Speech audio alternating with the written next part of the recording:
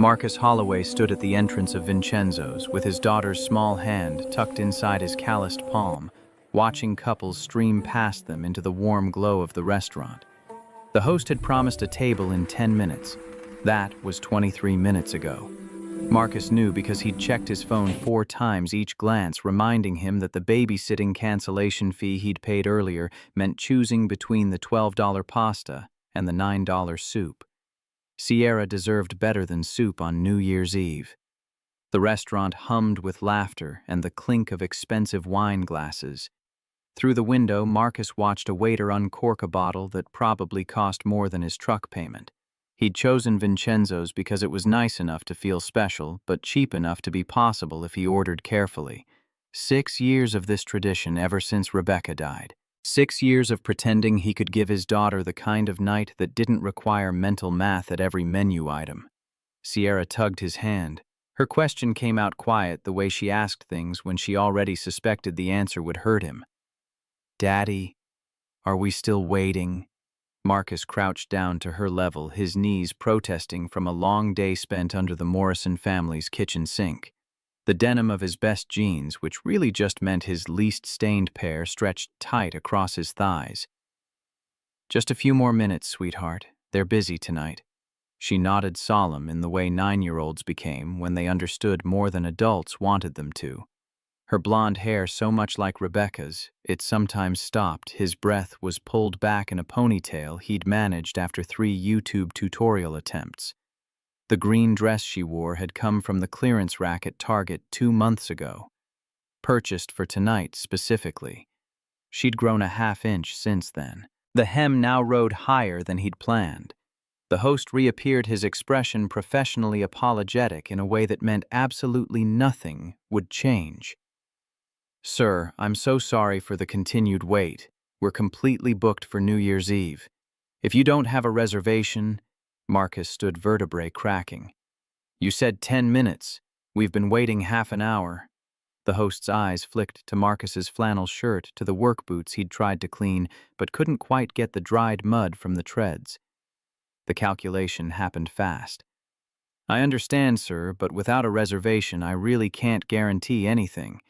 Perhaps you'd be more comfortable at..." "We'll wait." Marcus kept his voice level. Sierra was watching. The host's smile went brittle. "Of course, I'll let you know if anything opens up." They both understood what that meant. Marcus guided Sierra to the small bench near the door, the one partially hidden behind a decorative olive tree. She sat without complaint, pulling out the small sketchbook she carried everywhere.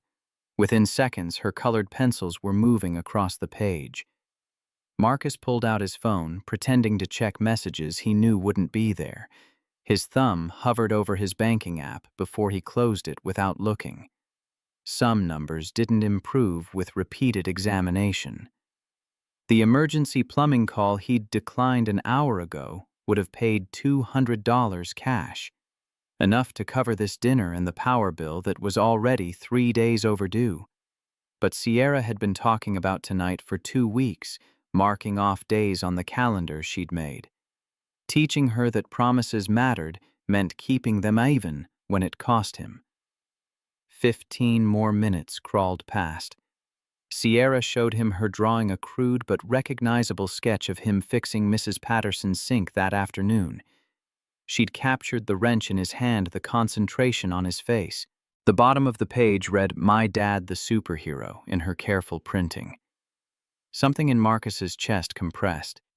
He pulled her close, breathing in the strawberry scent of the discount shampoo he bought in bulk.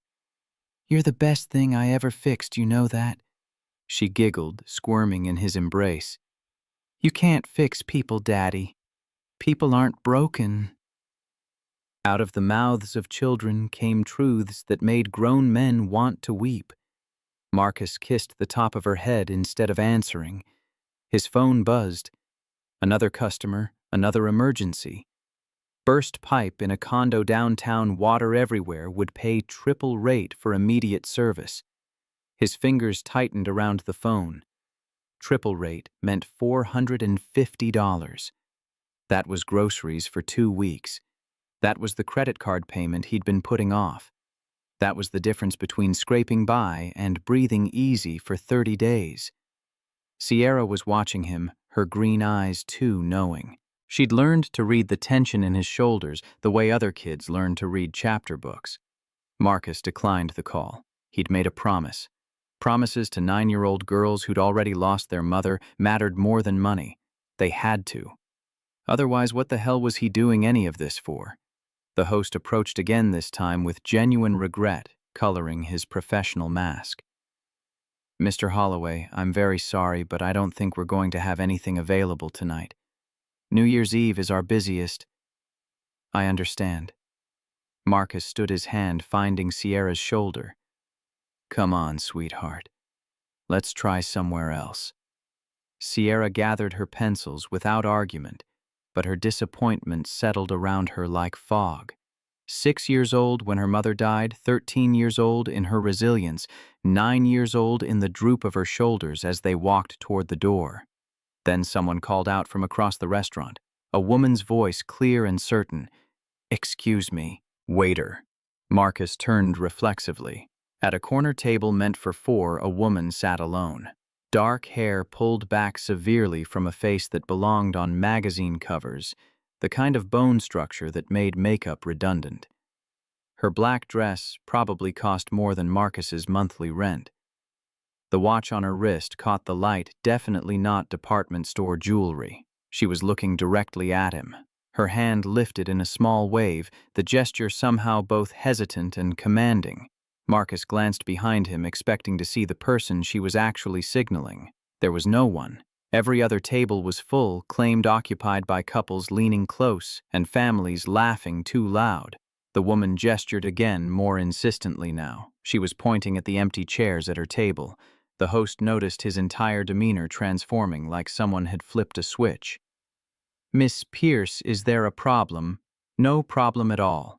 Her voice carried the kind of confidence Marcus associated with courtrooms and boardrooms. These are my guests. I've been waiting for them. The lie landed smooth as silk. The host's eyebrows climbed toward his hairline, but decades of service industry training kicked in. Of course, Miss Pierce. Right this way, sir. Marcus didn't move. Sierra's hand tightened in his. This was charity, had to be. Rich women didn't invite strange plumbers and their daughters to share New Year's Eve dinner out of the goodness of their hearts. There was an angle here, a catch he wasn't seeing yet. But Sierra was already moving toward the table, pulled by the same curiosity that made her poke at ant-hills and rescue injured birds. Marcus followed because the alternative was making a scene, and he'd already used up his daily allotment of public humiliation. The woman stood as they approached, revealing height that put her nearly eye to eye with Marcus. She extended her hand first to Sierra. I'm Alexandra. Sierra shook it solemnly. Sierra Holloway. This is my dad, Marcus. Alexandra's hand was cool and soft when Marcus took at the skin of someone who'd never worked a callus into existence. Her grip was firm enough to surprise him. Thank you for joining me. I hate eating alone on New Year's Eve. The lie was more obvious this time. Women who looked like Alexandra Pierce didn't eat alone unless they chose to. Marcus pulled out Sierra's chair, then sat across from this stranger who'd just rescued his evening for reasons he couldn't begin to guess. The waiter appeared instantly responding to Alexandra's presence with the kind of attentiveness Marcus only ever saw directed at other people. Miss Pierce, can I get you started with drinks? Water for me and for my guests. She looked at Marcus with eyebrows raised in polite inquiry, but something in her expression suggested she already knew what he'd order. Water's fine for both of us. Marcus kept his voice neutral. Actually, Alexandra's smile went sharp at the edges, the expression of someone who'd just made a decision. Bring us a bottle of sparkling cider, the good one, and your children's menu, please. The waiter nodded and vanished. Sierra was already studying the regular menu that had been placed in front of her, her lips moving as she sounded out unfamiliar words. Ossobuco, pappardelle, branzino. Marcus picked up his own menu, and his stomach sank. The cheapest entree was $28. He'd budgeted for maybe $15 per person. 20 if he skipped lunch for the next few days. This wasn't going to work. He'd have to make excuses, claim Sierra wasn't hungry, order her a meal, and nothing for himself. The ravioli here is exceptional. Alexandra's voice cut through his calculations. And the chicken marsala, though personally I think their bolognese is underrated. Marcus set down the menu. Time to be direct. Miss Pierce. Alexandra, please. Alexandra. I appreciate the gesture, but my daughter and I can't stay. We're just going to... The food here is already paid for. Her tone left no room for argument. I have a standing arrangement with the restaurant. Whatever I order whenever I'm here goes on my corporate account. So unless you're planning to reimburse my company for unused reservation space, you'd be doing me a favor by staying. It was smoothly done, the kind of lie that almost sounded plausible if you didn't think about it too hard. Marcus thought about it. Corporate accounts didn't work that way. Nobody prepaid for food they might not order. But the lie gave him an out, a way to accept without admitting he couldn't afford to refuse. Sierra was watching him with those two old eyes, waiting to see what he'd decide. Principles were expensive. Pride was a luxury he couldn't quite afford tonight. That's very kind of you.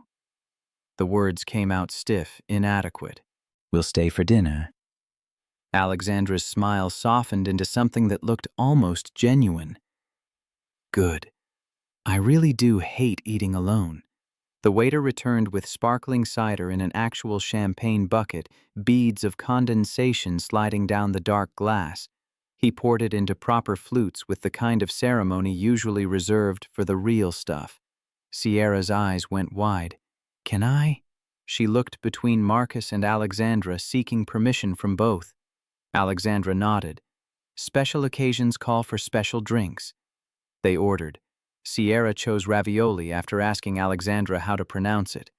Marcus selected the cheapest pasta dish and immediately regretted it when Alexandra ordered the branzino without even glancing at the price. The waiter collected the menus and disappeared into the kitchen. Silence settled over the table, the kind of awkward pause that happened when strangers realized they'd just committed to spending the next hour together. Sierra, bless her complete lack of social anxiety, broke it immediately. Why are you sad? Alexandra blinked, clearly caught off guard. I'm sorry. You're sad, I can tell. Your smile doesn't go all the way to your eyes. Sierra took a sip of her sparkling cider, completely matter-of-fact about her observation. Like Daddy's when he misses Mommy. Marcus wanted the floor to open up and swallow him. Sierra, that's not... We don't ask people personal questions like that. But Alexandra was staring at Sierra with an expression Marcus couldn't quite read. Surprise, maybe, or recognition. How old are you, Sierra? 9. Well, 9 and 2 months. My birthday's January 18th. 9 and 2 months. Alexandra repeated it like she was testing the words. When I was 9, I asked my piano teacher why she always looked tired. Turned out her husband had just left her. She picked up her own glass, studied the bubbles rising through the golden liquid. You're right, I am sad. I was supposed to meet someone here tonight, but he canceled. That's mean. Sierra's judgment was swift and absolute. You shouldn't cancel on people, it hurts their feelings. Sierra, Marcus tried to intervene, but Alexandra waved him off. She's absolutely right, it does hurt. Alexandra set down her glass without drinking. Sometimes grown-ups forget how to be happy. We get so good at pretending we forget what the real thing feels like. The words hung in the air between them, raw in a way that made Marcus uncomfortable. This wasn't small talk. This was truth, the kind people usually kept locked away from strangers in restaurants. Sierra absorbed it with the seriousness of a much older child, then reached across the table to pat Alexandra's hand. It's okay to be sad sometimes. Daddy says feelings aren't good or bad, they just are. Like weather. Alexandra's laugh came out surprised, almost broken. Your daddy sounds very wise. He is. Sierra's loyalty was fierce and immediate. He fixes everything. Pipes and sinks and toilets and sometimes feelings, too. Heat crept up Marcus's neck. I'm a plumber, not a therapist. But you fixed Mrs. Patterson when her sink broke, and she was crying because her husband just died and everything in the house was breaking, and she didn't know how to call repair people. Sierra turned to Alexandra with complete sincerity. Daddy stayed 3 extra hours and didn't charge her anything extra and helped her figure out how to set up auto pay for her bills so she wouldn't forget. Sierra, Marcus's voice came out rougher than he intended. That's enough. But Alexandra was looking at him differently now, like she was recalculating something. That was kind of you. Marcus shrugged, uncomfortable with the attention. She's 78 and just lost her husband. Charging her overtime felt wrong. Most people would have charged her anyway. Alexandra's tone was carefully neutral, but something underneath it suggested personal experience. Most people don't let feelings interfere with profit. Most people aren't my daddy. Sierra said it with the absolute certainty of a child who'd never had reason to doubt her father. He says helping people matters more than money. Must be nice to be able to afford that philosophy. The words came out before Marcus could stop them sharp with the kind of bitterness he usually kept locked down tight. Alexandra didn't flinch. You're right, it is a luxury. Though in my experience the people with the most money are often the least generous with it. The waiter arrived with their food, saving Marcus from having to respond. The plates were works of art, Sierra's ravioli arranged in a perfect circle, each pasta pillow topped with a delicate curl of herb. Marcus's pappardelle came in a bowl the size of a serving platter, more food than he could possibly eat. Alexandra's fish was butterflied and garnished with things Marcus couldn't identify. Sierra picked up her fork, then paused, looking at Marcus. Waiting. Go ahead, sweetheart. She ate with the careful precision of a child determined to have perfect manners. Between bites, she asked Alexandra questions. Where did she live? Did she have any pets? What was her favorite color? Alexandra answered each one with surprising patience, never talking down or deflecting. Marcus ate slowly, trying to make the meal last. The pasta was better than anything he'd tasted in years, probably since the last time Rebecca had insisted they splurge on anniversary dinner. The memory brought the familiar ache, duller now than it used to be, but never quite gone. How long has she been gone? Alexandra asked quietly. Pitched low enough that Sierra, absorbed in her food, didn't hear. Marcus should have been surprised she'd guessed. He wasn't. 6 years, lung cancer, non-smoker, 34 years old, dead in 8 months. I'm sorry. Everyone's sorry. Sorry doesn't bring her back. He heard the harshness in his voice, tried to soften it. Sierra was 3.5. Sometimes I think it's worse that she remembers just enough to know what she's missing. Alexandra was quiet for a long moment. When she spoke again, her voice carried its own weight of loss. I was 28 when my parents died. Plane crash. Mechanical failure, they said. Sometimes I think it's worse that I remember everything. Marcus looked up, caught her eye. For a moment, the careful masks both of them wore slipped. Two people who understood grief's particular architecture, the way it rebuilt you into someone you didn't quite recognize. Sierra broke the moment, oblivious. Miss Alexandra, do you have a family? I have a brother. Garrett. Alexandra paused, choosing words carefully. He's protective. Sometimes too protective. Is he nice? He means well. That's not always the same thing as nice. Alexandra's smile went rueful. He thinks he knows what's best for me. Usually he's wrong. Marcus understood that dynamic. Well-meaning interference from people who confused love with control. His own brother had tried it after Rebecca died, suggesting Marcus move back home, let their mother help raise Sierra. As if giving up the life he and Rebecca had built would somehow honor her memory, instead of destroying it. The meal continued. Dessert appeared without anyone ordering it, tiramisu for the table, 3 spoons. Sierra tried it, made a face at the espresso bitterness, then tried again, determined. Alexandra watched with something like amusement. When the check came, the waiter placed it directly in front of Alexandra without even a glance at Marcus. The gesture was small, automatic, and it stung precisely because it was so casual. Of course, the woman paid. Of course, the man in work boots wasn't even considered.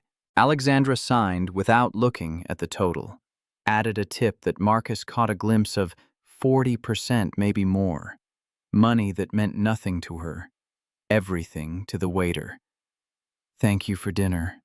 Marcus made himself say it, though the words felt like swallowing glass. "You didn't have to do that." "I wanted to." Alexandra stood smoothing her dress. "Besides, Sierra's right. Nobody should eat alone on New Year's Eve." They walked toward the exit together, an unlikely trio. At the door, Sierra tugged Marcus's hand. "Daddy, can we watch the fireworks? Please." Marcus checked his phone. 11:42, 18 minutes until midnight. "Sure, sweetheart." Outside, the Dallas cold bit through his flannel shirt. He should have brought a heavier jacket, but the good one had a broken zipper he kept meaning to fix. Sierra bounced on her toes, excited her breath, the puffing white in the streetlight. Alexandra stood a few feet away. Her coat clearly expensive, probably warm. She looked uncertain for the first time all evening, like she was trying to decide whether to leave or stay. Sierra made the decision for everyone. She grabbed Alexandra's hand with the same unself-conscious ease she'd shown all night. "You have to watch with us, Miss Alexandra. It's tradition." "I wouldn't want to intrude." "You're not intruding." The words came out of Marcus before he'd fully decided to say them. "You've already been part of tonight. Might as well see it through." So they stood together on the sidewalk outside Vincenzo's, waiting for midnight. Other diners spilled out around them, couples and families, everyone tilting their faces toward the sky in anticipation. Someone started a countdown. 10, 9, 8. Sierra grabbed both their hands, forming a chain. Marcus's calloused palm against Alexandra's smooth one, his daughter's small fingers linking them together. The first firework exploded overhead, gold and silver against the black sky. Sierra gasped, delighted. More followed, red, blue, green, cascading sparks that reflected in her wide eyes. Marcus watched his daughter instead of the display, memorizing the joy on her face. These moments were what he worked for, what made the double shifts and declined emergency calls worthwhile. When he finally looked up, he found Alexandra watching him with an expression he couldn't decipher. Not pity. Something else. Something that made him acutely aware of her hand still in his warm, despite the winter air. The finale came, a dozen fireworks launched simultaneously, turning night into temporary day. The crowd cheered. Car horns blared. Somewhere nearby, someone was singing Auld Lang Syne off-key. Sierra jumped up and down, still holding both their hands. "That was the best one ever. Did you see? Did you see the gold one that looked like a flower?" "I saw it, sweetheart." "Miss Alexandra, did you see?" "I did. It was beautiful." They stood there as the crowd dispersed, as the smoke from the fireworks drifted across the street, as the new year settled into existence around them. Finally, Sierra released their hands, yawning. "Time to get you home, kiddo." Marcus rested his hand on her shoulder. Alexandra stepped back, creating distance. "Thank you for letting me crash your evening. I hope I didn't—" "You didn't," Marcus surprised himself with his certainty. "Tonight was good, better than I expected." Something flickered across Alexandra's face. She reached into her purse, pulled out a business card. "If you ever need anything, or if Sierra does, or—" She pressed the card into his hand. "Just in case." Marcus looked down at the card. Alexandra Pierce, CEO, Helix AI Solutions. A downtown Dallas address, a phone number, an email. The simple rectangle of cardstock represented a world so far removed from his own, they might as well be on different planets. "Thank you." He pocketed the card, knowing he'd never use it. Women like Alexandra Pierce didn't actually want plumbers calling them. This was politeness, nothing more. But as she walked away, heels clicking on the pavement, she turned back once. "Happy New Year, Marcus." "Sierra." "Happy New Year, Miss Alexandra." Sierra waved enthusiastically. Marcus lifted his hand in acknowledgement, watching until Alexandra disappeared around the corner. Then he guided his daughter toward the parking garage where his ancient F-150 waited. In the truck, Sierra buckled herself in, humming something tuneless and happy. Marcus started the engine, grateful when it turned over on the first try. Some nights it took 3 attempts. "Daddy," "Yeah, sweetheart." "Miss Alexandra was nice, and really sad, like you used to be." Marcus pulled out of the parking space, navigating toward the exit. "What do you mean, used to be? You're not as sad anymore. You smile more. Real smiles, not pretend ones." Sierra's voice was matter-of-fact. "But Miss Alexandra only does pretend smiles, except when she laughed at my joke about the ravioli looking like little pillows." Marcus had missed that joke, caught up in his own thoughts. She probably has a lot on her mind. Running a company is stressful. Being lonely is stressful too. That's what you always say. Out of the mouths of children. Marcus didn't have a good response, so he focused on driving. The streets were still crowded with New Year's Eve revelers, people stumbling between bars, couples kissing on corners. Happiness that felt performative, forced. Or maybe he was just cynical. At home, he tucked Sierra into bed, listening to her recap her favorite parts of the evening. The sparkling cider, the fancy ravioli, the fireworks, Miss Alexandra's pretty dress. "Do you think we'll see her again?" Sierra's question came sleepy, her eyes already drifting closed. "Probably not, sweetheart. She was just being kind tonight." "That's sad. I liked her." Marcus kissed her forehead. "Sleep now. School starts back up in 2 days." But after Sierra's breathing evened into sleep, Marcus found himself pulling out Alexandra's business card. He Googled her name, expecting some basic company information. Instead, he found Forbes articles, Business Insider profiles, a TechCrunch feature on female CEOs disrupting the AI industry. Alexandra Pierce, 36, founded Helix AI Solutions 7 years ago after a bitter legal battle with her former business partner who'd attempted to claim her proprietary algorithms. She'd won the lawsuit but lost 2 years and nearly all her capital. Rebuilt from nothing. Current company valuation, $52 million. Marcus studied the photos accompanying the articles. Alexandra in power suits, shaking hands with politicians and tech moguls. Alexandra accepting awards, always alone on the stage. Alexandra at charity galas, positioned at the edges of group shots, never quite centered. In every single photo, her smile was the same. Professional, perfect, empty. Sierra's words echoed back. Pretend smiles. He clicked through to a video interview from last year. The interviewer asked about her personal life. Alexandra deflected smoothly, redirecting to company growth and market expansion. The interviewer persisted. Any special someone? Alexandra's smile never wavered, but something in her eyes went flat. "I'm married to my work. It's a demanding spouse, but a faithful one." The audience laughed. Alexandra laughed with them. But Marcus saw what Sierra had seen. The smile that didn't reach the eyes. He closed the browser, tucked the card back into his wallet. Tomorrow, he'd throw it away. Tonight, exhaustion pulled him toward sleep. But first, he checked his bank balance. The dinner he hadn't paid for didn't show up as a charge. Alexandra had been telling the truth about that, at least. His account showed $873. The power bill was due in 3 days. Sierra needed new shoes. She'd complained about her current ones pinching just yesterday, but hadn't wanted to worry him on New Year's Eve. Marcus did the math again, the same math he did every month, trying to make insufficient numbers stretch across excessive needs. It never quite worked. He'd been 2 months behind on his truck payment twice last year.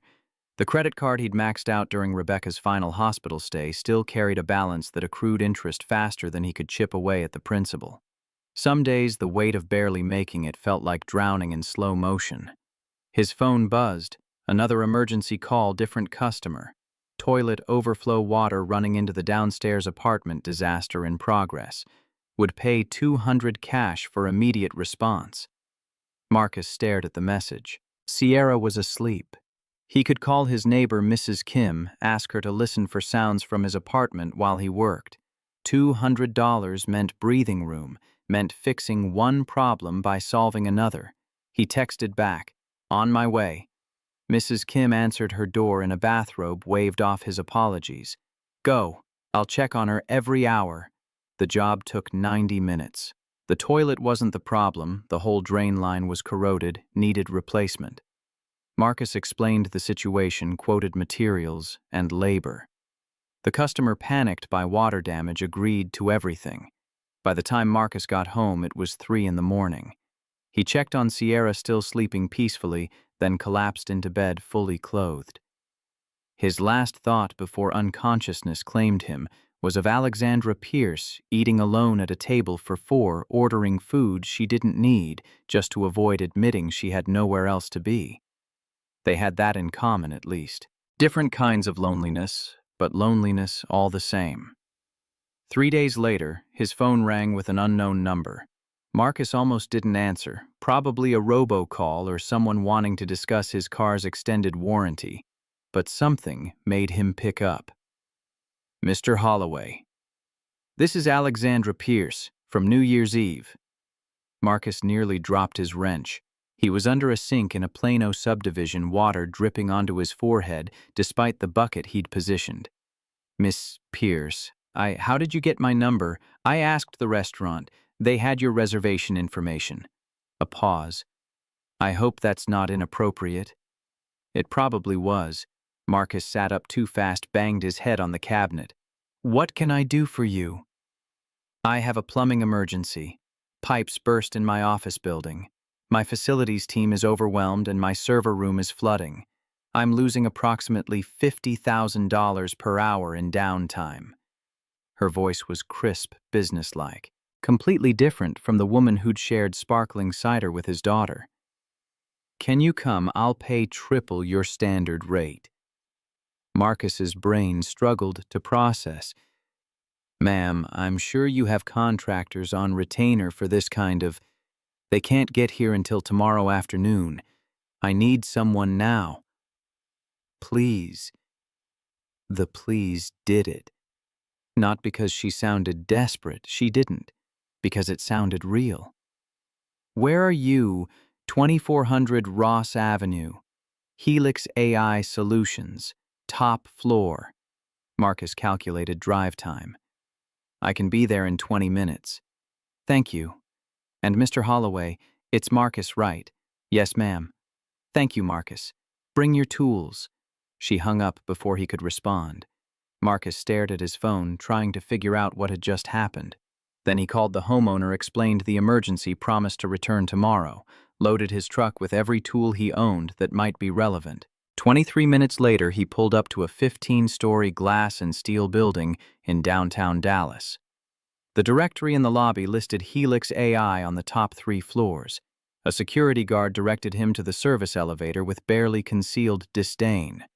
The ride up gave Marcus time to second-guess everything. This was a mistake. Rich women didn't call random plumbers for emergencies. This was charity or pity or something he couldn't see yet but would definitely regret. The elevator opened onto chaos. Employees rushed past carrying laptops and equipment. Someone was yelling about backup systems. Water pooled in the hallway, seeping from under a door marked server room. Alexandra appeared from an office phone pressed to her ear. She wore a charcoal suit that probably cost more than Marcus's entire wardrobe. When she saw him, relief flashed across her face. "I have to go. The plumber's here." She ended the call. "Thank you for coming so quickly." "Show me the problem." She led him to the server room. Water was indeed everywhere, dripping from ceiling tiles, pooling around expensive-looking equipment. Marcus assessed the situation with practiced eyes. "Where's the main shutoff?" "I don't know." He found it himself in a utility closet 3 doors down. Killed the water, then returned to survey the damage. "When did this start?" "About an hour ago. One of my engineers heard dripping, investigated, found this." She gestured helplessly at the mess. Marcus climbed onto a desk to examine the ceiling tiles.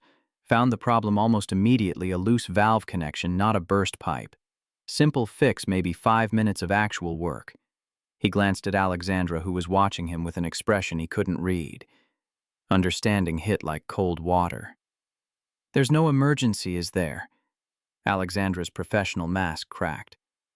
"The valve is loose." "I know. I loosened it myself this morning."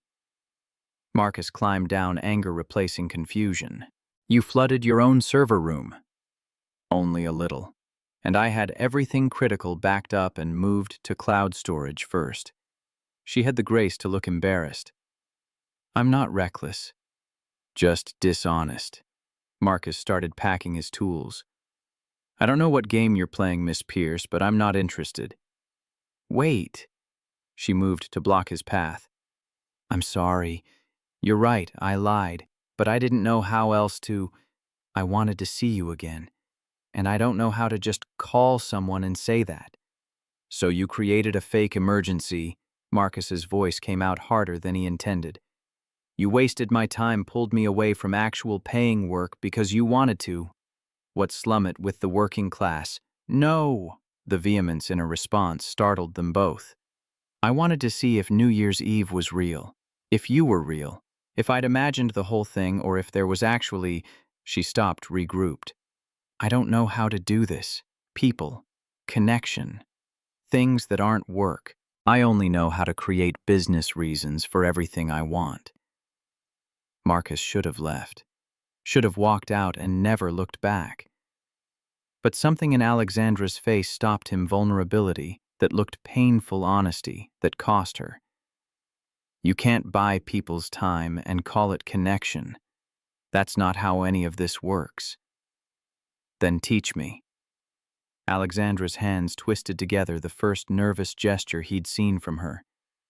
"Because I clearly don't know.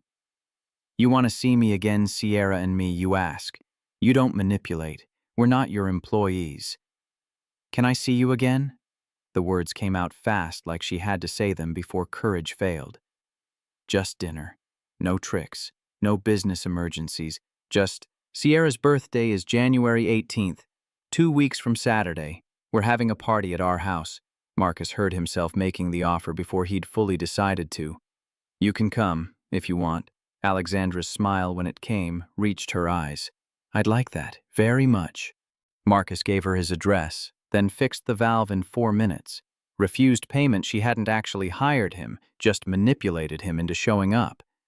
But he took her number when she insisted on exchanging contact information properly this time. In his truck driving back to Plano to finish the job he'd abandoned, Marcus tried to figure out what the hell he was thinking. Alexandra Pierce was trouble. Beautiful, wealthy, lonely trouble. She lived in a world he couldn't access, wouldn't fit into, even if he could. This was going to end badly. But 2 weeks later, when she showed up to Sierra's birthday party with a gift that cost more than his rent, carrying flowers and wearing jeans that probably cost $400 but at least showed she'd tried to dress down, Marcus couldn't quite regret the invitation, even when Sierra's question made Alexandra choke on her juice. "Do you love my daddy?" He couldn't regret it. Because Alexandra's answer, stuttered and embarrassed and completely sincere, was the first real thing he'd heard from her since New Year's Eve. "I'm trying to figure out how." The American Girl doll sat in its box on Marcus's kitchen counter like an accusation. Sierra had unwrapped it 20 minutes ago, her face lighting up with the kind of pure joy that made Marcus's chest hurt. Then she'd seen the price tag dangling from the accessory set, $850, and her expression had shifted into something more complicated.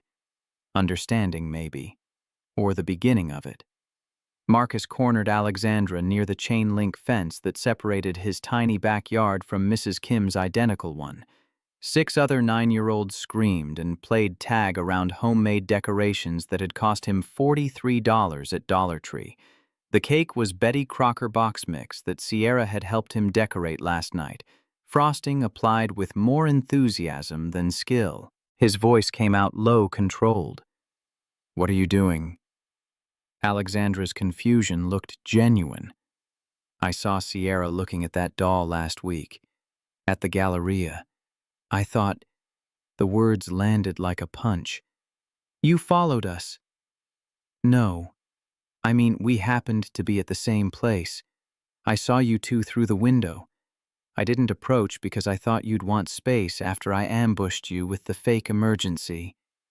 She twisted the leather strap of her purse designer label barely visible. "I just remembered which doll she'd been looking at. I wanted to make her happy." Marcus glanced back at the party. Sierra was showing the doll to her friend Macy, both girls admiring the elaborate Victorian dress. His daughter's happiness was real. That made this worse, not better. "That toy costs more than my rent.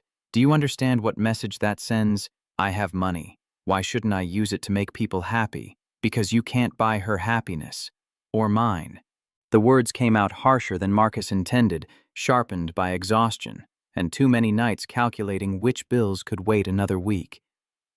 "My daughter needs to learn that love isn't measured in price tags, that the people who care about you show up, not show off." Alexandra flinched like he'd struck her. Around them, parents watched with poorly concealed curiosity. Marcus recognized a few from Sierra's school middle-class families who worked hard, scraped by, understood exactly what $800 represented. Tomorrow at pickup, there would be questions. Speculation about the fancy woman at Marcus Holloway's house throwing money around like it meant nothing. Sierra appeared before Alexandra could respond, wrapping her arms around the woman's waist in an unself-conscious hug. "Thank you, Miss Alexandra. This is the best present ever." Then Sierra turned to Marcus, her expression solemn beyond her years. "But Daddy's right. Can I return it and get books instead?" "Books last longer than toys." Marcus watched Alexandra's face crumble and rebuild itself in the space of 3 seconds. When she knelt down to Sierra's level, her voice came out thick. "You know what? That's a really smart idea.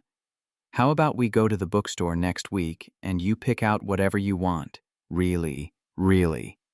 And maybe after we can get ice cream and you can tell me which books are your favorites." Sierra bounced on her toes, already listing titles. Alexandra listened with complete attention, asking questions about plots and characters. Marcus stood there feeling like an outsider at his own daughter's party, watching his child connect with a woman who existed in a completely different stratosphere.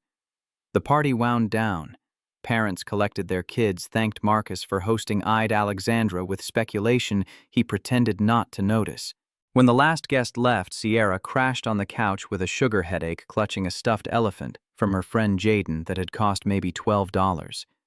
Alexandra helped Marcus clean up despite his protests. She moved through his kitchen with careful uncertainty, clearly unused to domestic tasks. She put plastic cups in the recycling instead of trash, had to ask where he kept the dish. Soap accidentally knocked over a stack of mail that revealed 3 overdue notices he'd been ignoring. She didn't comment on the notices. Small mercies. When the kitchen was clean, she paused at the door. "I'm sorry about the doll. I wasn't thinking about how it would look. I just wanted to fix things with money. I know." Marcus leaned against the counter, bone-tired. "But some things can't be fixed that way." "Then how do I..." She stopped, regrouped. "I don't know how to be around people without making it transactional. Work is all I've done for 10 years. Everything else, atrophied." The honesty disarmed him. Marcus studied her face, looking for manipulation and finding only exhaustion that matched his own.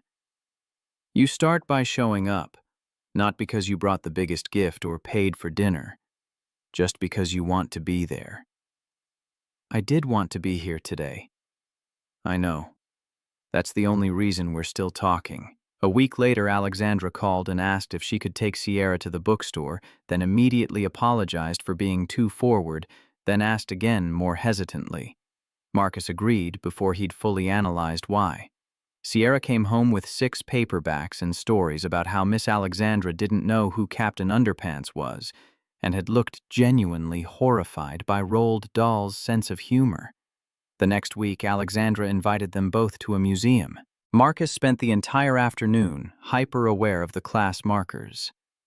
Alexandra's casual comfort in institutional spaces, the way docents deferred to her, the members' lounge she had access to. Sierra absorbed everything with her typical fearless curiosity, asking questions that made both adults laugh. On the drive home, Sierra fell asleep in the back seat. Marcus caught Alexandra watching his daughter in the rearview mirror, her expression unguarded. "You're good with her." Alexandra startled. "I'm really not. I have no idea what I'm doing." Nobody does. That's the secret of parenting. We're all just making it up and hoping we don't destroy them too badly. Your ex-wife, Sierra's mother, she must have been amazing. Sierra's so well-adjusted. Marcus's hands tightened on the wheel. Rebecca. Her name was Rebecca, and she was terrified she was failing Sierra every single day.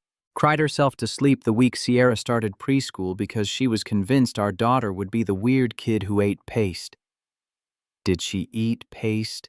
Once. Pronounced it disappointingly flavorless and never did it again. The memory made him smile despite the ache that always accompanied thoughts of Rebecca. My wife spent the last 3 months of her life writing letters for Sierra. One for every birthday until she turned 18, one for graduation, one for her wedding day if she chooses that, just in case she forgets what her mom sounded like. Alexandra was quiet for a long moment. When she finally spoke, her voice was careful. When my parents died, I was an adult, 28, old enough that people expected me to handle it. My brother Garrett and I split their estate, 50-50, sold the house, divided the furniture like we were liquidating a business. She paused. We never talked about how we felt, just executed the will and moved forward. That's one way to grieve. It's a terrible way, but it's the only way I knew how. She turned to look at him. I still have boxes from their house in my storage unit. Haven't opened them in 8 years. Can't make myself do it. Can't make myself throw them away. Marcus understood that particular paralysis. Rebecca's clothes still hung in their closet, slowly going out of style. Her toothbrush remained in the bathroom holder. Sierra's baby book sat unfinished on the shelf, the last entry dated 2 weeks before Rebecca's diagnosis. Grief doesn't follow a schedule. Anyone who tells you otherwise is selling something. The words settled between them, not profound, just honest. They drove in comfortable silence until Marcus pulled into his driveway. Alexandra helped carry a sleeping Sierra inside, waiting in the living room, while Marcus tucked his daughter into bed. When he returned, Alexandra was studying the photos on his mantel. Rebecca at their wedding, young and laughing. Rebecca. Pregnant with Sierra, one hand on her belly. Rebecca in the hospital during her final week, skeletal and smiling for the camera because Sierra had asked for a picture. She was beautiful. She was. Still is in my memory. Marcus picked up the wedding photo, traced the frame's edge. Some days I can barely remember her voice. That terrifies me more than anything. That she's fading. You keep her alive for Sierra. That's what matters. Marcus set the photo down. Is that why you're here, because you see us as some kind of memorial service for your own loss? The question came out harder than he'd intended, sharpened by suspicion he couldn't quite shake. Alexandra had money, resources, access to anything she wanted. Why spend time with a broke single father and his daughter unless there was something in it for her? Alexandra's expression shuddered. I should go. But she didn't move toward the door. Instead, she stood in his living room with its second-hand furniture and water-stained ceiling tiles, looking more uncertain than he'd ever seen her. When I'm with you and Sierra, I don't feel like a CEO. I feel like a person, an actual human being who laughs at stupid jokes and eats too much ice cream and doesn't check her email every 5 minutes. Her hands twisted together. I haven't felt like that in 10 years. Not since I built Helix. Maybe not even before that. So we're what your authenticity project. You're people who make me want to be better, who make me remember there's more to life than quarterly earnings and market share. She finally looked at him. I know this sounds crazy. Rich woman who has everything discovers she has nothing. It's a terrible cliché. It's your cliché. Own it. Marcus sat on the couch, exhaustion from the day settling into his bones. But you need to understand something. Sierra and I aren't a charity case. We're not your redemption arc. We're real people with real problems that your money can't solve. I know that. Do you? Because every time you show up, you're trying to fix something, buy something, improve something. Sometimes what we need is just someone to sit in the mess with us. Alexandra moved to the other end of the couch, maintaining distance. I don't know how to sit in mess. I only know how to clean it up. Then learn, or this doesn't work. Marcus heard the finality in his own voice, surprised by how much he meant it. Somewhere over the past month, Alexandra had become more than a curiosity. She'd become someone whose absence would leave a mark. February brought unseasonable cold. Marcus picked up extra shifts fixing frozen pipes and flooded basements. His babysitter's daughter got married and moved to Austin, leaving him scrambling for childcare. Mrs. Kim helped when she could, but her arthritis made keeping up with a 9-year-old difficult. The morning his alternator died, Marcus was already 2 hours behind schedule. 3 emergency calls waiting Sierra's school play that afternoon, and now his truck wouldn't start. He called his mechanic, got quoted $400 he didn't have, and sat in the driver's seat seriously considering just giving up on the entire day. His phone rang. Alexandra. He almost didn't answer. Hey, I know this is last minute, but I'm working from home today. If you need someone to watch Sierra, she's welcome here. Marcus's pride wanted to refuse. His bank account made the decision for him. Are you sure she can be a lot? I'm sure. Bring her whenever you need to. 2 hours later, Marcus dropped Sierra at Alexandra's downtown loft with strict instructions to be good, not touch anything expensive, and call if she needed him. Sierra rolled her eyes with the exasperation of a child who'd been hearing the same warnings her entire life. Alexandra's loft occupied the entire top floor of a converted warehouse. Floor-to-ceiling windows overlooked downtown Dallas. The furniture was minimal, expensive, looked more like art installation than living space. Everything was white or glass or chrome. Nothing looked child-safe. But Alexandra had set up a space in her home office, blankets on the floor, coloring books, Sierra's favorite snacks that Marcus hadn't mentioned she liked. The thoughtfulness of it caught him off guard. I'll be back by 6. Take your time. We'll be fine. They were more than fine.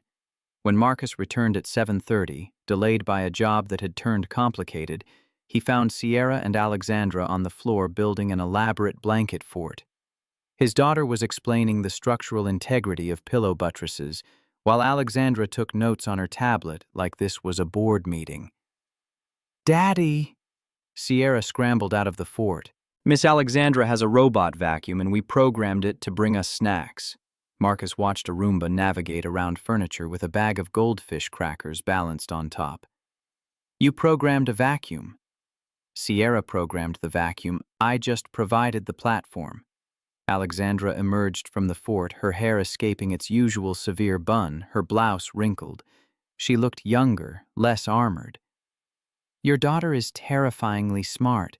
She just explained Boolean logic to me using her stuffed animals. She gets that from her mother. Rebecca was an engineer before Sierra was born, planned to go back after maternity leave, but Marcus stopped. Life happened. They ordered pizza. Sierra fell asleep halfway through a movie sprawled across both adults with the complete trust of a child who'd never had reason to doubt her safety. Marcus should have carried her to the truck driven home. Instead, he sat on Alexandra's obscenely expensive couch, his daughter drooling slightly on his shirt, and talked. He told Alexandra about Rebecca's diagnosis, the speed with which cancer had consumed her, the medical bills that had consumed him after. About working 3 jobs that first year after she died, leaving Sierra with a rotating cast of babysitters coming home to find his daughter had taught herself to make peanut butter sandwiches at 4 years old because she'd gotten tired of waiting for dinner. About the shame of food stamps and Medicaid, the grinding humiliation of being a man who couldn't provide for his family through honest work. About the parents at Sierra's school who made assumptions based on his truck and his clothes, the teachers who looked at him with pity he couldn't afford to acknowledge. Alexandra listened without trying to fix anything, without offering solutions or money or platitudes. She just sat there present in her silence until Marcus ran out of words. Then she told him about her business partner, Robert Hutchins, 20 years her senior MIT professor, who'd mentored her through graduate school. They'd developed the algorithm together late nights in his lab building. Something revolutionary. When it was time to file the patent, Robert had used his university credentials to claim solo ownership. He told me I should be grateful he was letting me work on it at all. That women in tech needed sponsors, not partnerships. Her voice stayed even, but her hands clenched. Took me 2 years to prove I'd done 70% of the development work.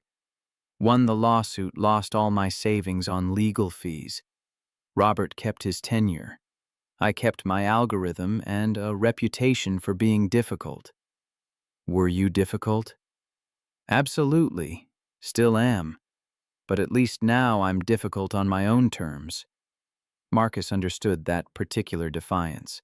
The choice to be uncompromising, because compromise had cost too much. Sierra stirred, mumbled something about robot vacuums, settled back into sleep. Marcus checked the time, nearly 11. He should go.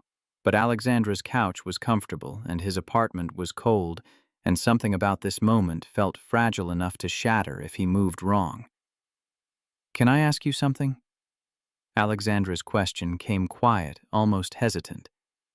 Depends what it is. Do you think someone like me could ever fit into someone like your life? Marcus considered the question seriously. Alexandra with her millions, and her minimalist loft and her calendar scheduled in 15-minute increments. Him with his overdue bills and his second-hand furniture and his life held together with duct tape and determination. I don't know, but I'm willing to find out if you are. The admission surprised them both. Alexandra's smile when it came was small but genuine. Marcus felt something shift in his chest, a loosening of defensive walls he'd built so carefully after Rebecca died. This was dangerous.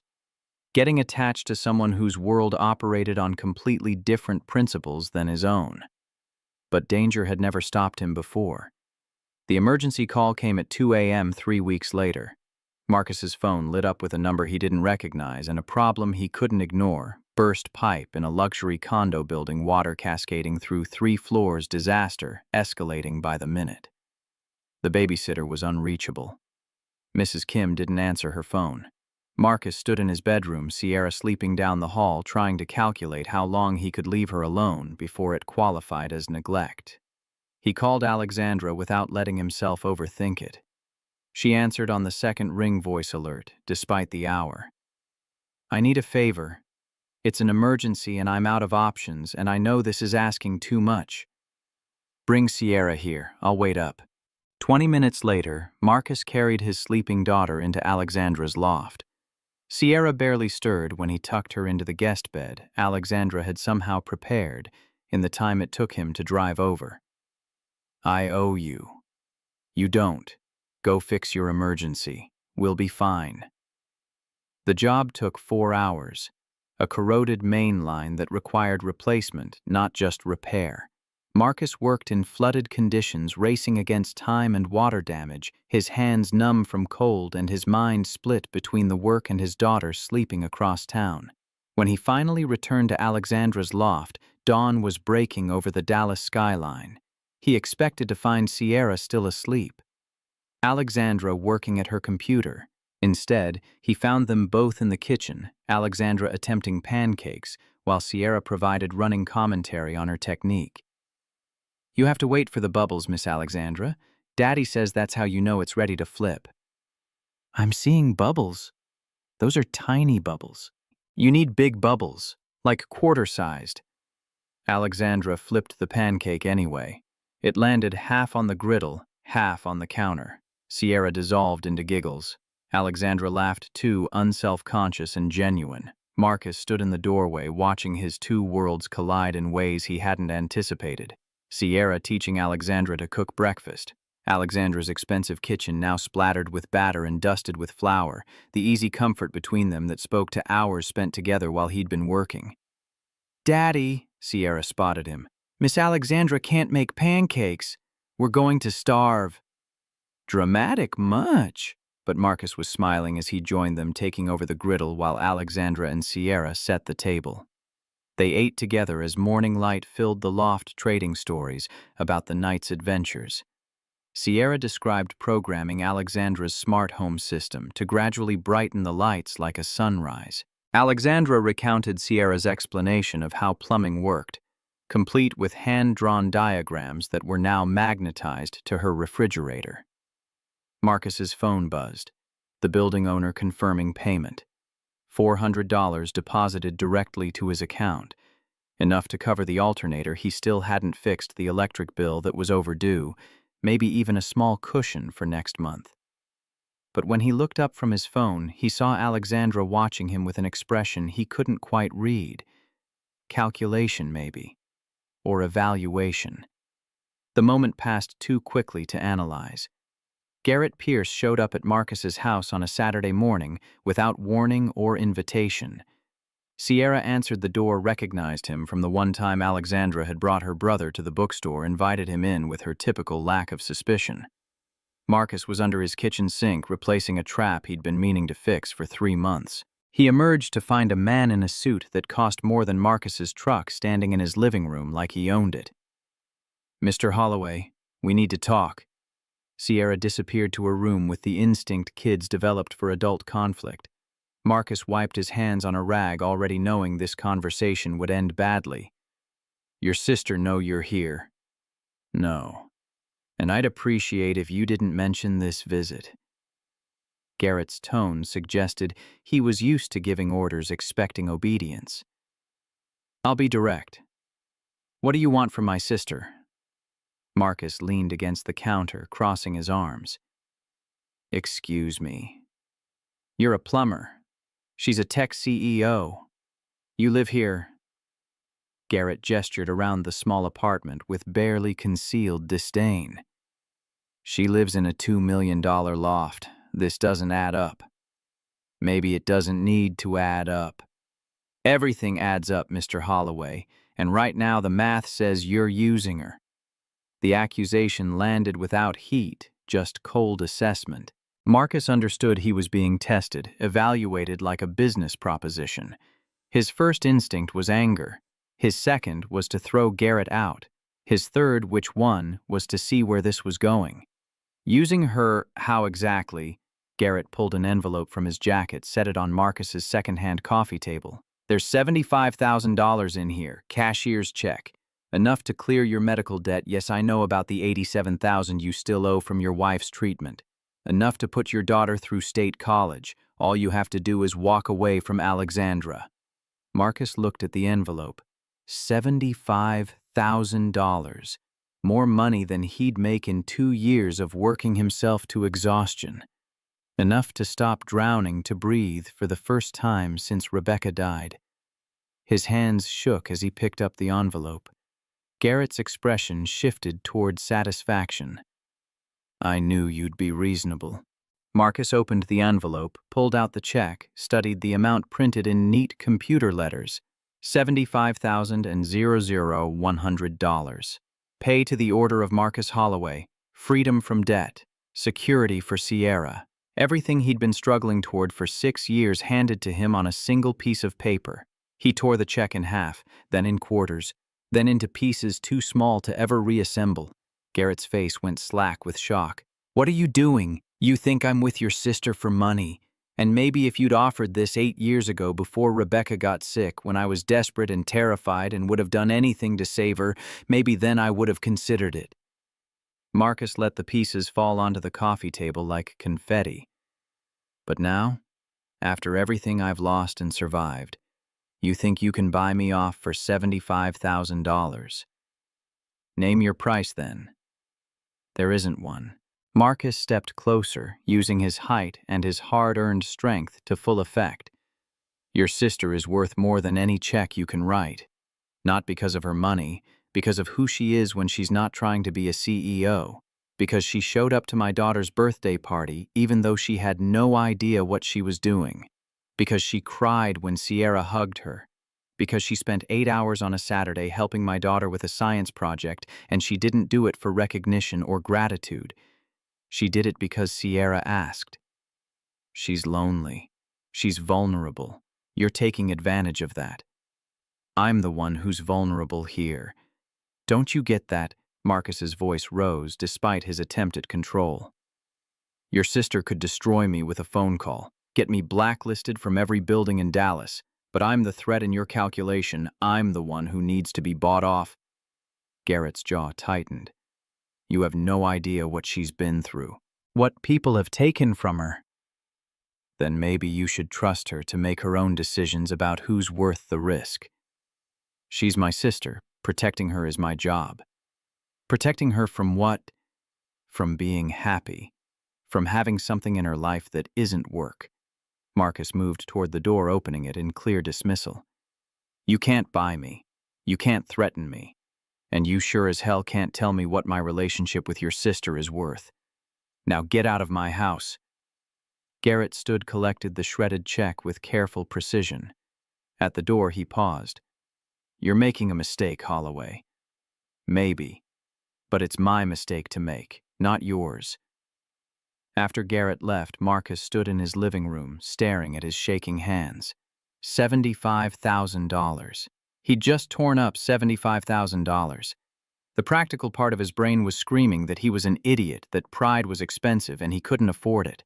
But another part, the part that had loved Rebecca, that was learning to care about Alexandra, that wanted to teach Sierra about integrity, that part knew he'd made the only choice he could live with. Sierra emerged from her room, cautious. "Was that man mean to you, Daddy?" "He tried to be. Didn't work." Marcus pulled her into a hug, breathing in the familiar scent of her strawberry shampoo. "I need to call Miss Alexandra. Can you play in your room for a bit?" But before he could dial, his phone rang. Alexandra, her voice tight with an emotion he couldn't identify. "My brother just called me. He said you refused his offer. He told you. He told me he tested you and you passed." A long pause. "Marcus, I didn't ask him to do that. I didn't want him to. I'm so sorry." "I know you didn't." Marcus sat on the couch, suddenly exhausted. "But we need to talk about what this means. Your brother thinks I'm using you. Other people will think the same thing. Whatever this is between us, it's going to get complicated." "It already is complicated." Alexandra's voice softened. "Can I come over? I think we need to have this conversation in person." She arrived 40 minutes later, still in workout clothes, hair loose around her shoulders. Marcus had never seen her so undone. She sat on his couch, hands twisting together in her lap. "Garrett means well. He's been protecting me since our parents died, since Robert stole my work. He sees threats everywhere." "Am I a threat?" "To him? Yes. Because I'm different when I'm with you. Less controlled, less focused on work. More likely to skip meetings and ignore emails and remember that I'm a person with needs that aren't business-related." She finally looked at him. "That terrifies him because he doesn't know how to protect me from myself." Marcus understood that fear. He'd felt it when Rebecca got sick, watching her slip away and being powerless to stop it. The desperate need to control something, anything, even when control was impossible. I can't be with someone who needs protecting from me. That's not what I need. I need— Alexandra stopped, regrouped. I don't know what I need. I'm figuring it out as I go, but I know it involves you and Sierra and learning how to exist outside of work. That's not enough. I need to know this is real, that you're here because you want to be, not because you're lonely or looking for redemption or trying to prove something to your brother. It's all of those things. Her honesty was brutal. I am lonely. I am looking for something I lost or maybe never had. But that doesn't make this less real. Motivations are complicated. People are complicated. Can it be both? Marcus wanted simple answers. Clean divisions between right and wrong, genuine and false. But life didn't work that way. Rebecca had married him because she'd loved him, and because she'd been pregnant, and because marriage was what people did. Multiple truths coexisting. Complexity that defied easy categorization. I don't know how to do this. Date someone who lives in a different world.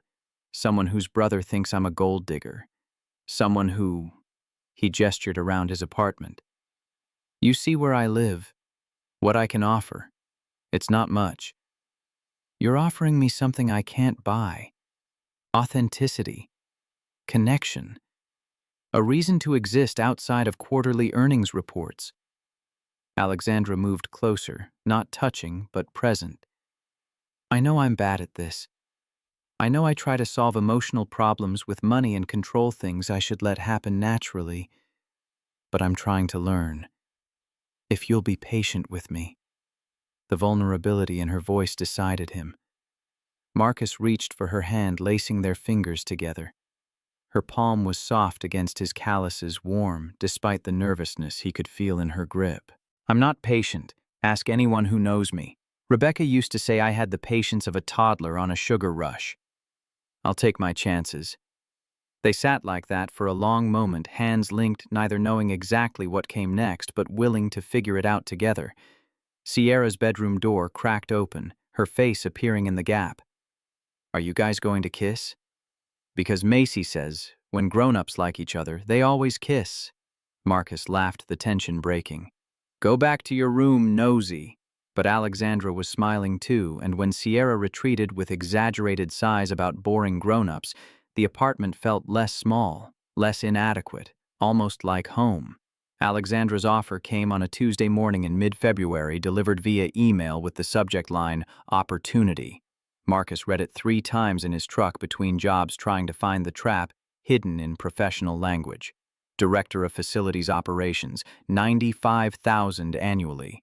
Full benefits, including health insurance that would actually cover Sierra's asthma medication without the quarterly fight with Medicaid. College fund contribution matching up to $5,000 per year. Start date, flexible. The job description read like it had been written specifically for him: oversight of building maintenance, vendor management, emergency response coordination.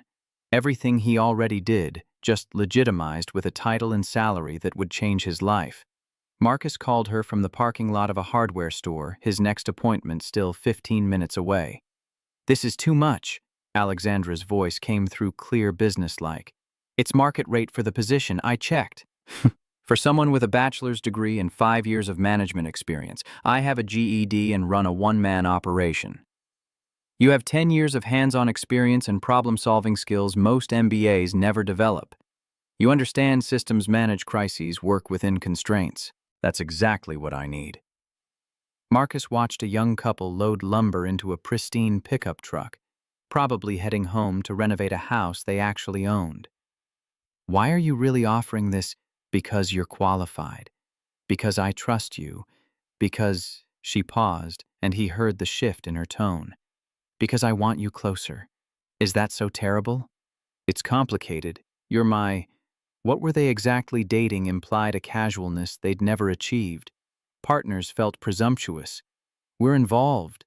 Mixing business with personal is a disaster waiting to happen. Maybe. But I'm willing to risk it if you are. The salary would erase his debt in 18 months.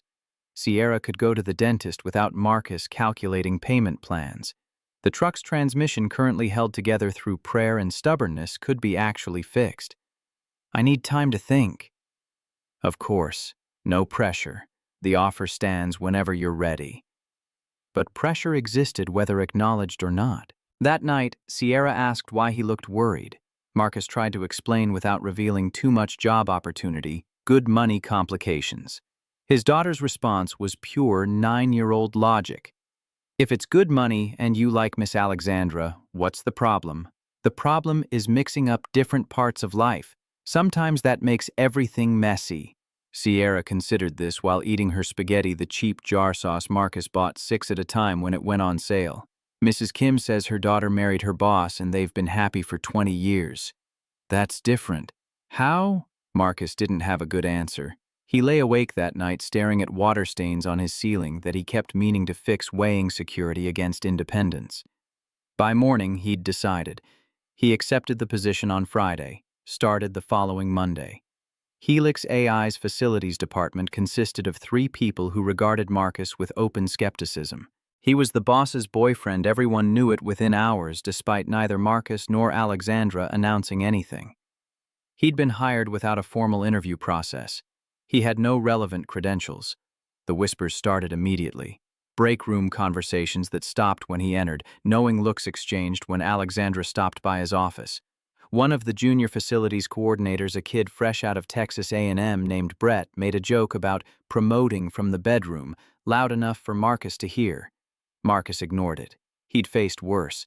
But the constant awareness that people were watching, judging, measuring his every decision against their assumptions, it wore him down faster than double shifts ever had. The work itself was manageable.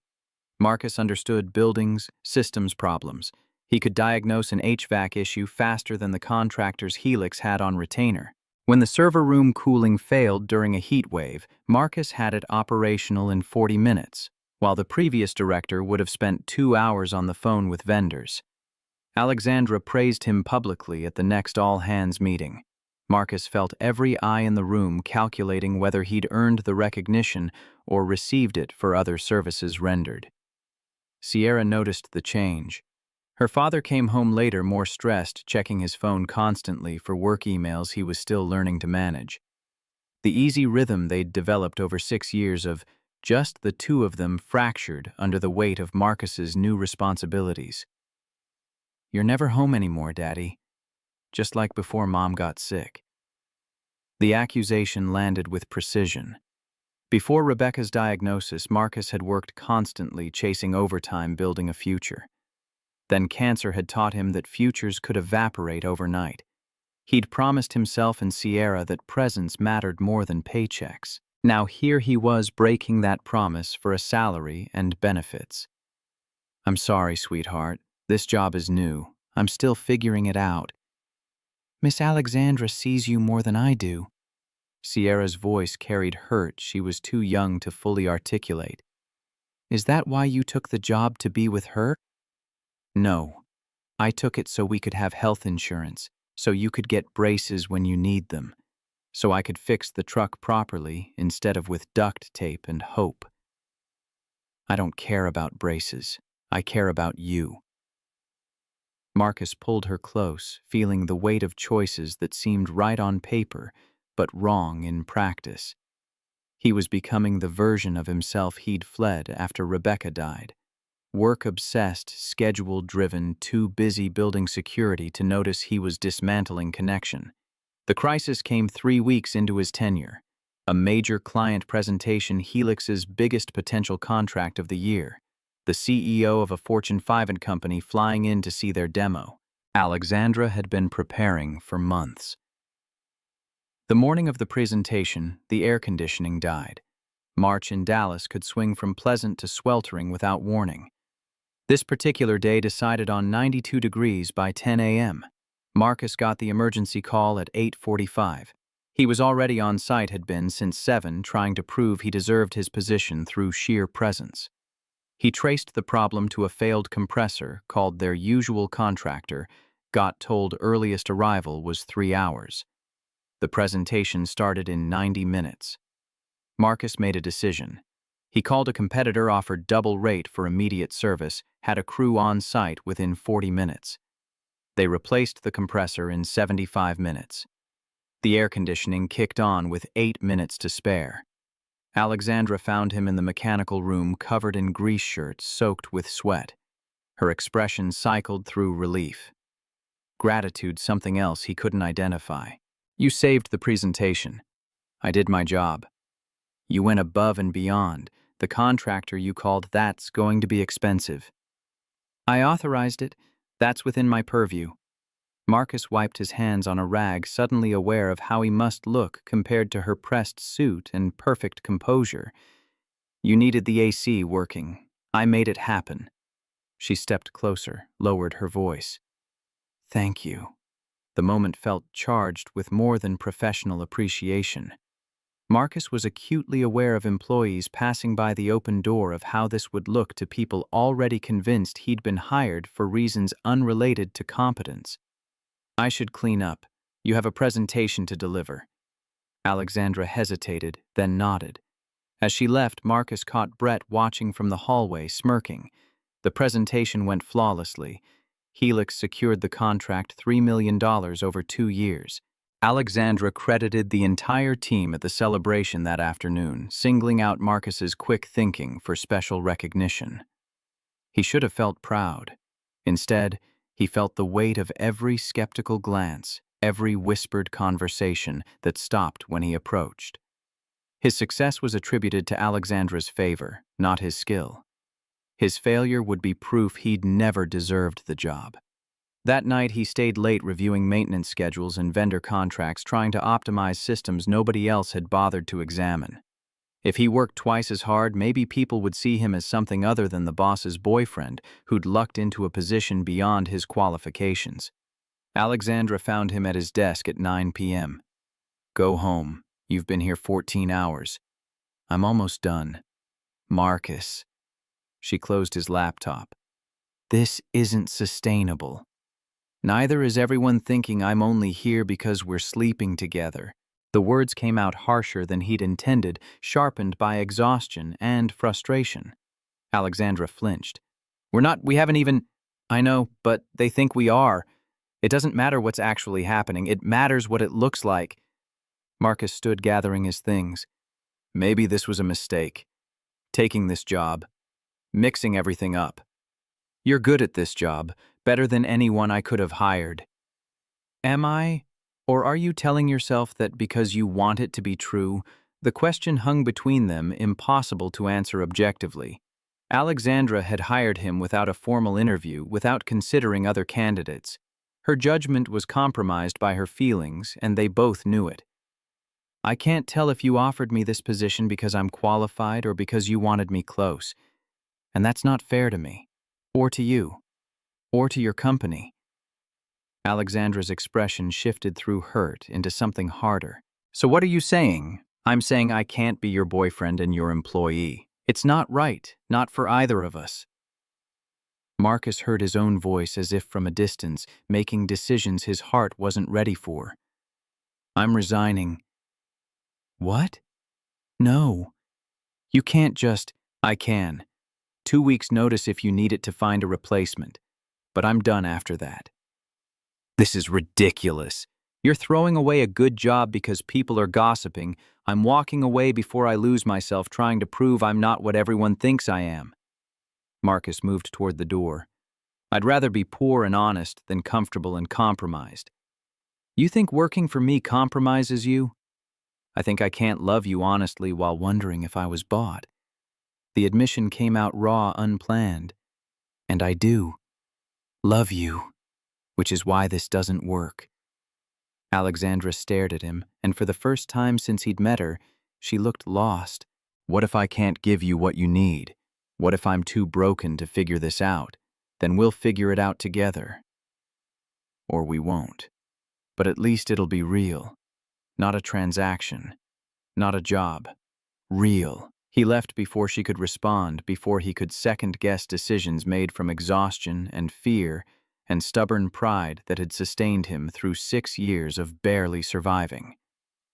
The 2 weeks crawled past. Marcus trained his replacement, a middle-aged woman with actual facilities management experience, who didn't sleep with the boss. He documented systems, transferred vendor relationships, worked his notice with professional courtesy that cost him. Alexandra maintained careful distance. Their interactions stayed professional surface level, devoid of the warmth that had been building between them. Sierra asked why Miss Alexandra didn't come around anymore. Marcus explained as best he could without admitting he'd torpedoed everything. His last day at Helix, Alexandra called him to her office. He expected a final paycheck, maybe an exit interview. Instead, she handed him an envelope. "Don't open it now. Take it home. Think about it." Marcus almost refused on principle, but something in her expression stopped him. He pocketed the envelope, shook her hand like they were strangers, left the building for the last time. At home, Sierra was at a friend's house for the afternoon. Marcus sat on his couch with a beer he couldn't quite afford and opened Alexandra's envelope. No money, just a letter handwritten on expensive stationery.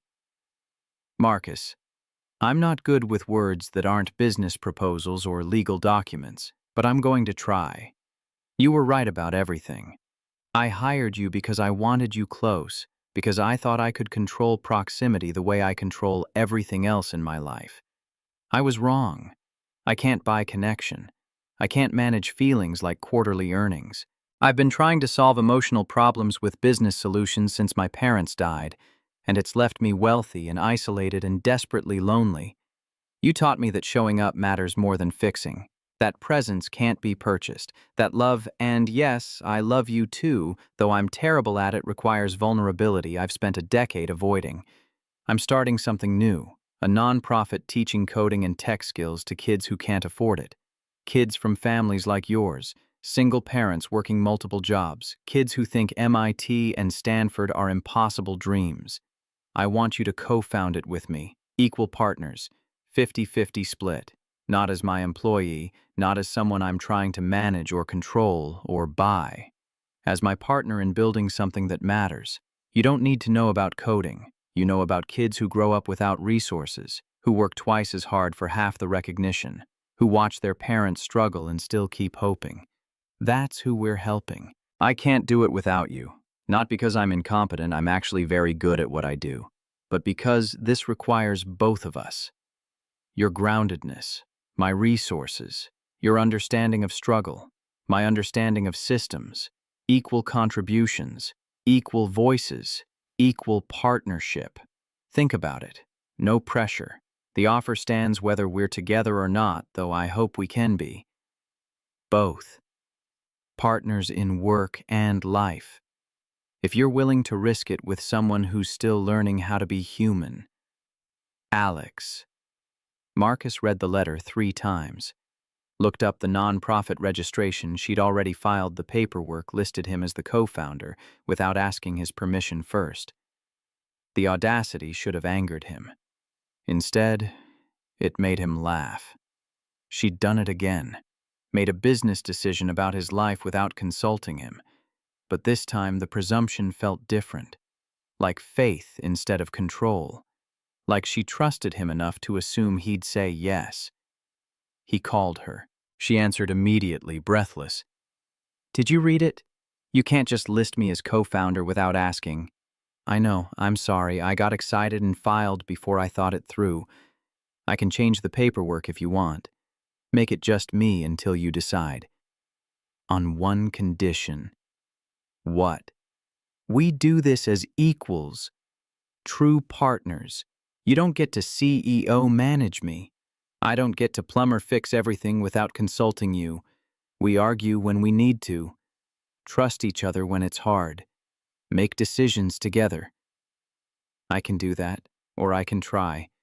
I'll probably fail sometimes. I'm used to being in charge." "I'll probably fail too. I'm used to handling everything alone."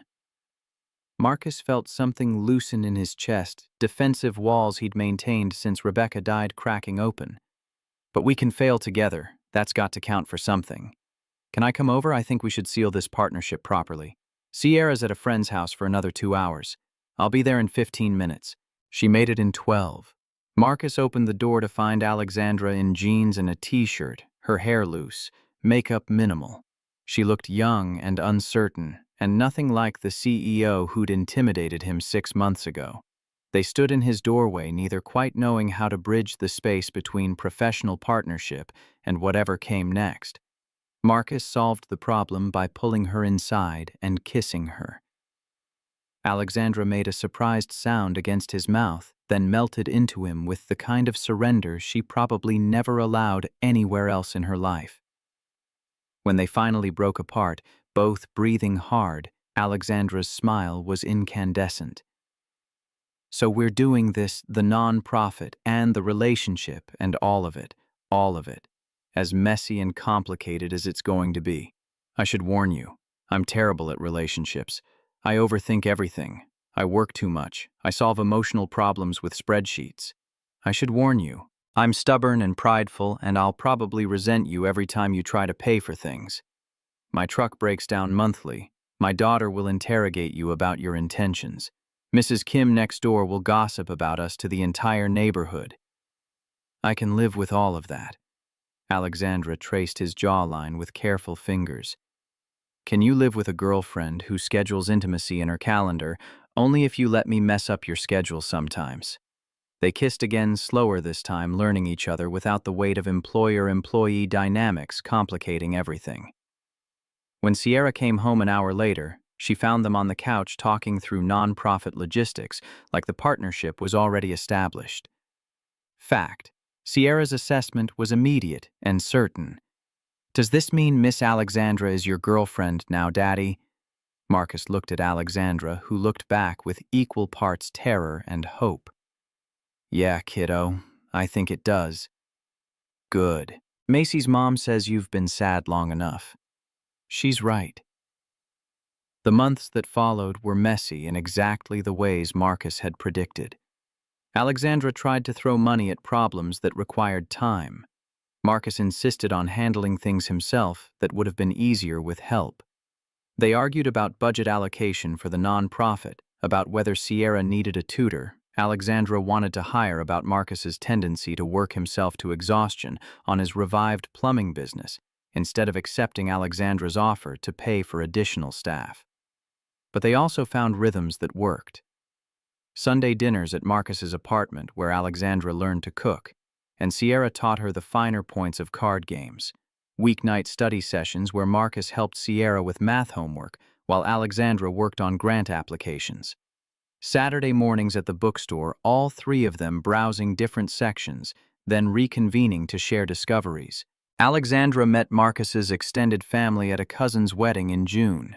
His mother grilled her about intentions and financial stability with the aggressive protectiveness of someone who'd watched her son barely survive widowhood. His brother asked pointed questions about prenups and asset protection that made Marcus want to sink through the floor. Alexandra handled it with grace. Marcus hadn't known she possessed answering honestly without defensiveness. Yes, she had money. No, she wasn't looking for someone to manage it. Yes, she understood Marcus's independence mattered to him. No, she wouldn't try to change that. Yes, she loved Sierra. No, she wasn't trying to replace the daughter's mother. Yes, she was in this for the long term. No, she didn't have all the answers. His mother pulled Marcus aside after dinner. She's good for you, softens your edges, but you're good for her too, keeps her grounded. You approve. I think you'll either make each other crazy or make each other whole. Possibly both.